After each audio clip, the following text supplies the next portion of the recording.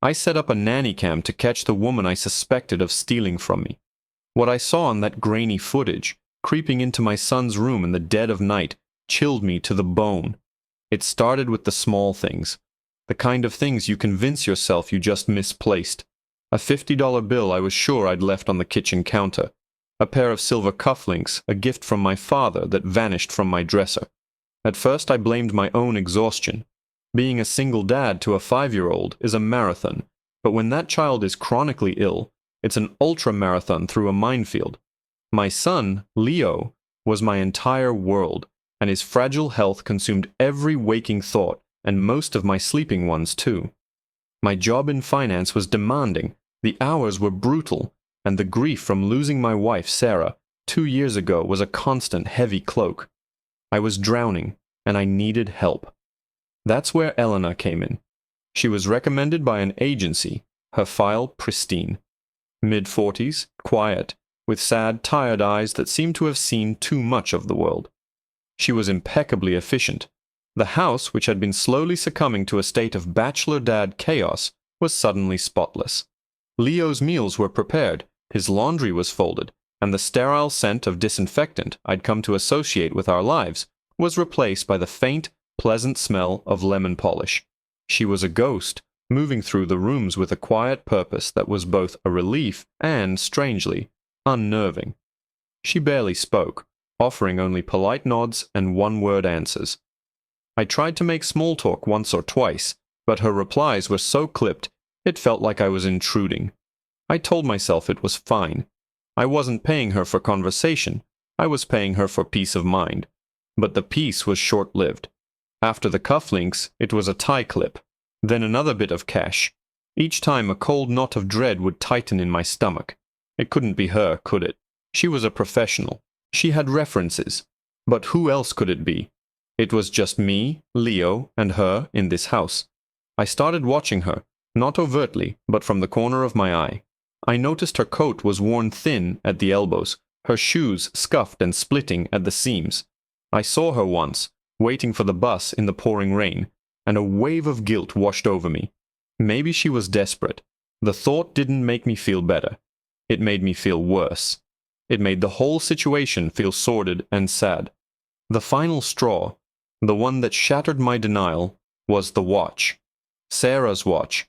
It wasn't flashy or expensive to anyone else, just a simple, elegant timepiece with a worn leather strap. But to me, it was priceless. She wore it every day. I kept it in a small velvet box on my nightstand. I didn't look at it often.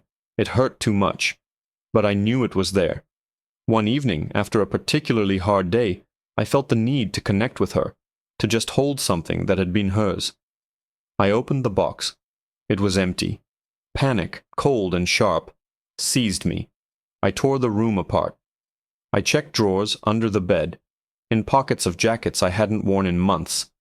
Nothing. It was gone, and I knew with a certainty that made me sick to my stomach who had taken it. Elena had cleaned the bedroom that morning. She was the only one. The trust I had forced myself to have in this quiet, sad woman evaporated, replaced by a hot, bitter anger. How could she? How could she walk into my home, a home already so full of loss, and take the one thing I had left of my wife? I decided I wouldn't confront her without proof. I couldn't. What if I was wrong? The agency would drop me, and I'd be back to square one, but worse. No, I needed irrefutable evidence. That's when I remembered the nanny cam. I had installed it in Leo's room months ago, back when his nighttime coughing fits were so bad I was terrified I wouldn't hear him. It streamed to my phone, a grainy black and white feed that offered a sliver of reassurance. I reasoned that if she was bold enough to take things from my nightstand, she was probably snooping around the rest of the house, looking for other opportunities.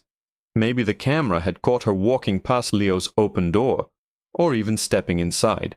That night, after putting Leo to bed and hearing Elena's quiet footsteps as she let herself out the front door, I sat down at my desk, my heart pounding a furious rhythm against my ribs.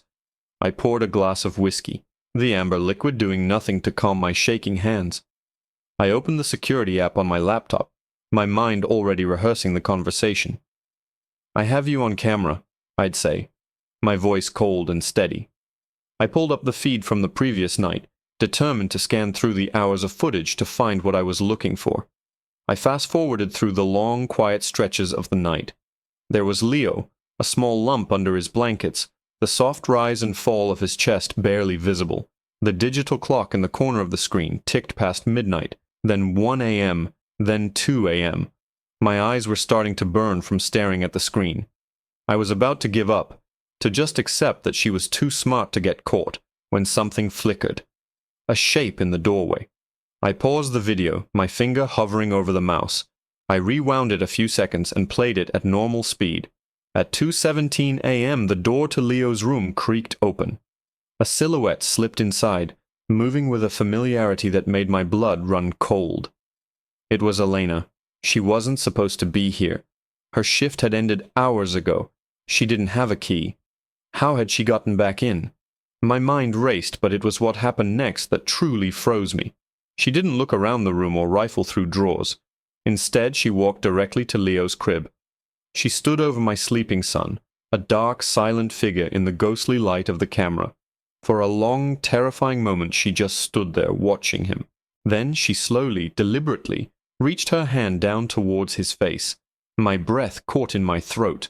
A guttural, protective rage I hadn't felt since Sarah's diagnosis surged through me, hot and blinding. I was halfway out of my chair, my mind screaming to call the police, to run in there and tear her away from my child. My son was vulnerable, fragile, and this woman, this thief, was in his room in the dead of night reaching for him. Every horror story I had ever heard about caregivers flashed through my mind. I imagined the absolute worst, my knuckles white as I gripped the edge of my desk. My whole body was coiled, ready to spring. But I remained frozen, my eyes glued to the grainy black and white image on the screen, unable to look away from the unfolding nightmare. Her hand didn't grab or push or harm. It landed with an impossible gentleness on Leo's forehead. She held it there for a moment, still as a statue, and I realized with a jolt of confusion she was checking his temperature. She then ever so carefully adjusted the corner of his dinosaur-patterned comforter where it had slipped off his shoulder. Her movements were slow, practiced, tender.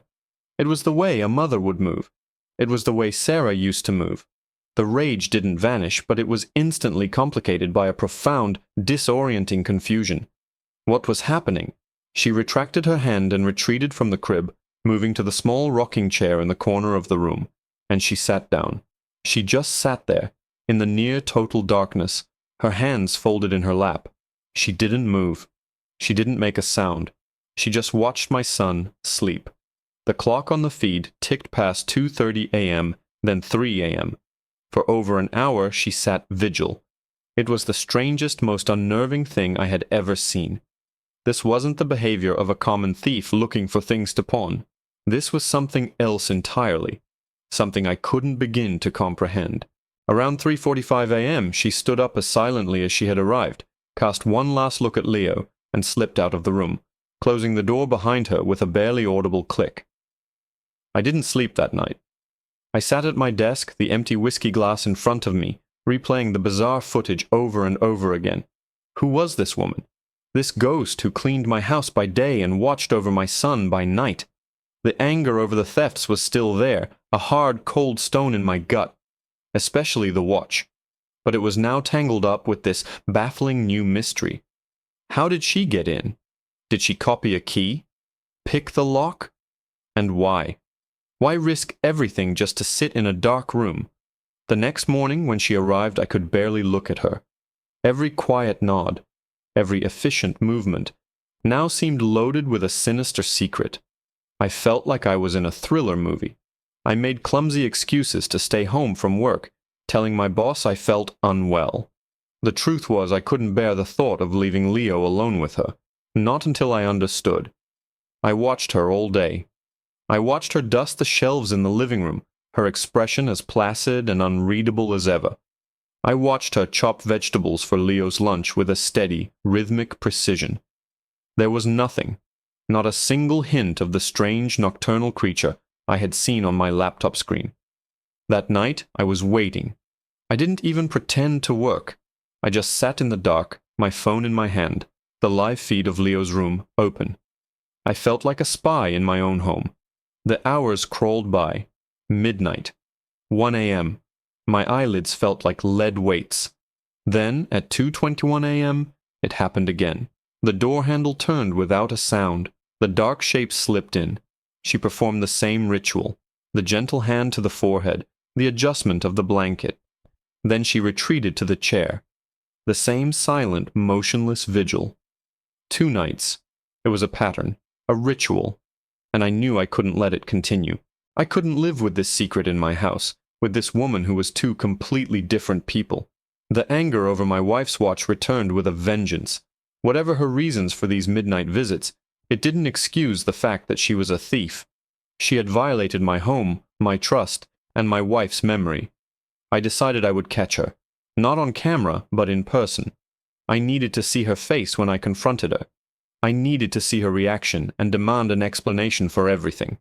The next night I put Leo to bed and went to my own room, but I didn't get into bed. I sat in a chair by the door, the lights off, my phone clutched in my hand.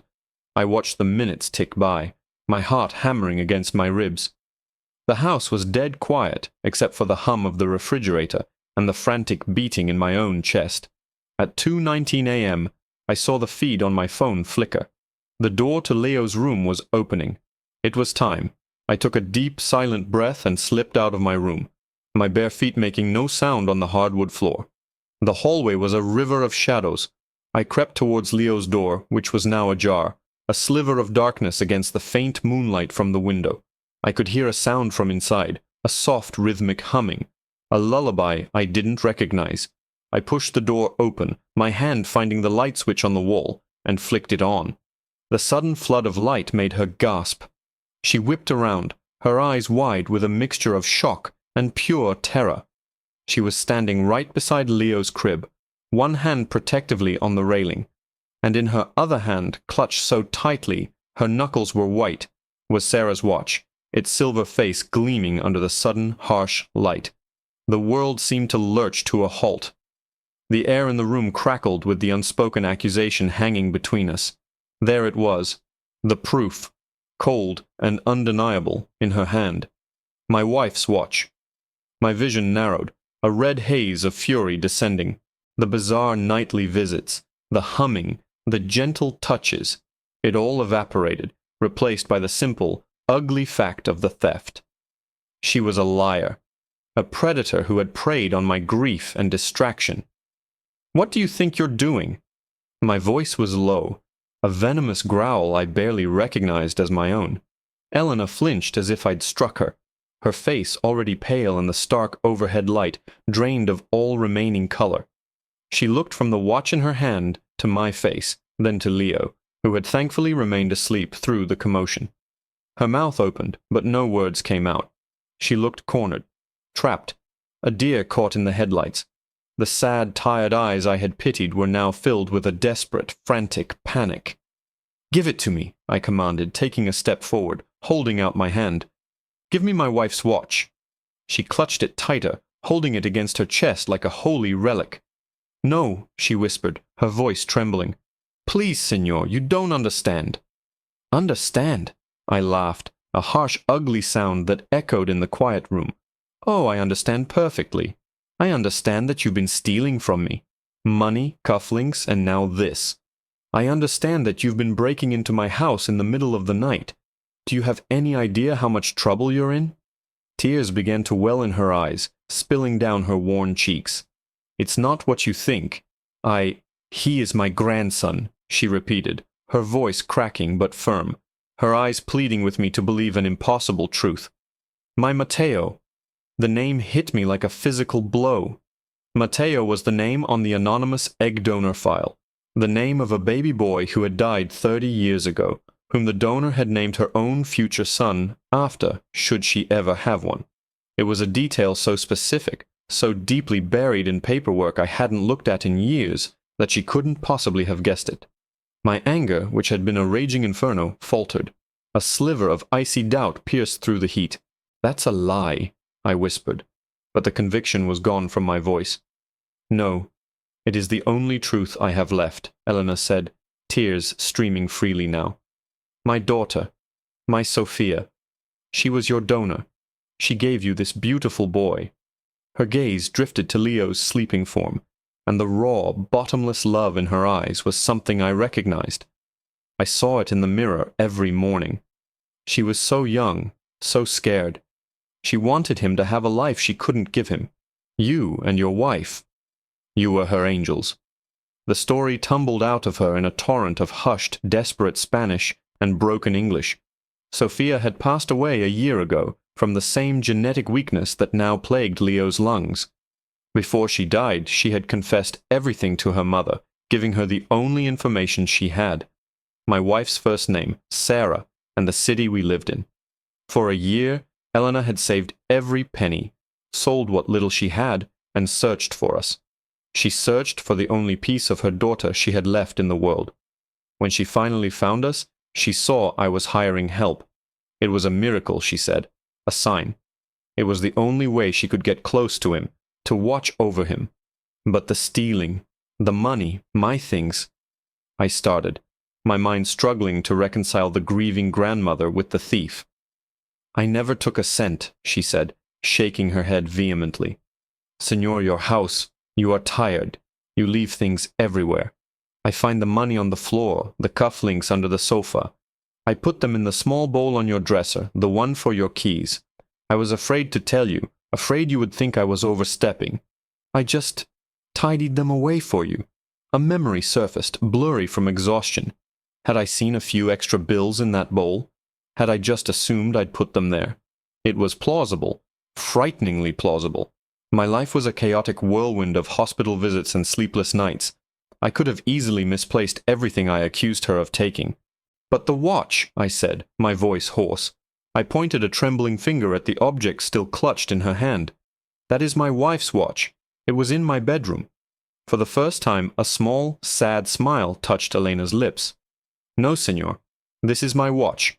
A gift. From your Sarah." She carefully unclasped it and held it out to me. "Your wife was the kindest soul. After Leo was born, she met with my Sophia one last time. Secretly. She wanted to thank her. She bought 2 of these watches, identical, one for herself and one for the mother who had given her the greatest gift in the world. Sophia never took it off. When she died, it was all I had left of her. She pulled a worn, folded piece of paper from her pocket and handed it to me. I unfolded it. It was a photograph, creased and faded. A young woman with Eleanor's sad eyes and a brilliant smile stood by a lake, her hands resting on a round, pregnant belly. And on her wrist was the watch, the exact same watch. The floor fell away from me. The entire narrative I had constructed, of betrayal, of theft, of violation, crumbled into dust. She hadn't been stealing from my past. She had been bringing a piece of Leo's past into our present. The late-night visits weren't intrusions. They were a grandmother's desperate, silent vigils, checking on the health of the child who carried her daughter's legacy in his fragile lungs. The lullaby I'd heard wasn't a stranger's song. It was a family hymn, passed down a generation. I looked from the photograph to Elena, and for the first time I truly saw her. I saw the crushing weight of her grief, a mirror of my own. We were 2 people, from 2 different worlds, bound together by an invisible thread of love and loss for 2 women whose legacy was sleeping peacefully in the next room.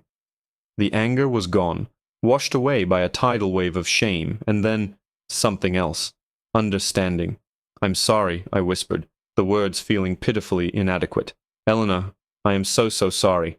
She simply nodded, her eyes full of a forgiveness I didn't deserve. I walked over to the crib and looked down at my son. His son. Our son. For the first time I saw the curve of Elena's jaw in his face, the shape of Sophia's eyes. He wasn't just mine and Sarah's anymore. He was theirs too. He had a history I never knew, a grandmother who had crossed the world just to sit in a dark room and watch him breathe. I turned back to her. She stood there, looking small and lost, a maid in her employer's house. But she wasn't my maid. She was Leo's grandmother. "You shouldn't have to sneak in to see your own grandson," I said, my voice thick with emotion. I held her watch out to her. "Tomorrow you will not come to clean. You will come as a guest, as family." A sob escaped her lips. a sound of profound, heart-wrenching relief. She took the watch, her trembling fingers brushing against mine. The next morning, I made her a coffee, and we sat at the kitchen table. I pulled out Leo's baby album, and for the first time, I shared Sarah's stories with someone who could truly understand the depth of that gift. Elena, in turn, told me about Sophia, her laugh, her dreams, her courage. Later, when Leo woke up, I didn't introduce her as Elena. I knelt down beside him, and with a heart that felt both broken and miraculously whole, I said, "Leo, this is your abuela."